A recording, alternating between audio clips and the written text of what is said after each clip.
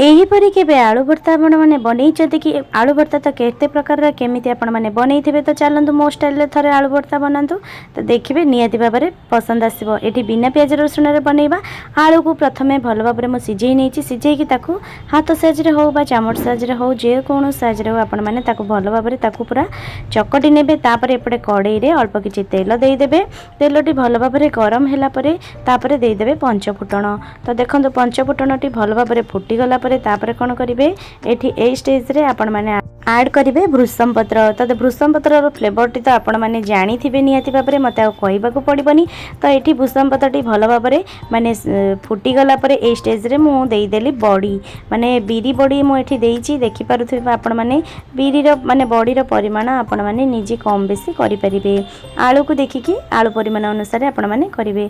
तो देखंतु बड़ी टी भल भाबरे टिके माने ब्राउन कलर हैला जाय आपण माने टिके भाजिबे। एइथिरे फुटण आउ माने जो तेल देहरे भाजिबे। भाजिला परे देखि पारुथिबे हमर वर्तमान बड़ीटी भल भाबरे हेइ जाइछि। ता देहरे आमे देइ देबा एबे स्वाद अनुसार लूण।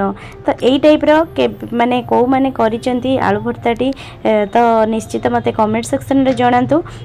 तो देखंतु तापरे एठी भल भाबरे हमर ता देहरे लूणटी भलसे पूरा बड़ी रे मिसी गलानी। एइ स्टेज रे आमे ऐड करि दबा कोन करिबा आलू आमे जो चकटी रखिथिबा आलू तक एइ स्टेज रे मु ऐड करि नेली। देखि पारुथिबे आपण माने तापरे ताकू भल भाबरे मिसिला जाए आपण माने ता देहरे भलसे घांटीबे। मो वीडियोटी जदि आपण मानको भल लागुची तो प्लीज गोटे लाइक कर देबे सब्सक्राइब कर देबे आ मो वीडियोटी को शेयर मध्य करदेबे। तो देखंतु एई टाइप रो मो भल से पूरा बॉडी के पूरा माने आलू भर्ता रे मिसेई नेली। एटा तो मते मोर एटा फेवरेट आपण माने एटा तो थरे करंतु जानि परिबे केते टेस्ट रहइबो। तो बॉडीटी तो हमर पूरा पूरी रेडी हे जाइछि।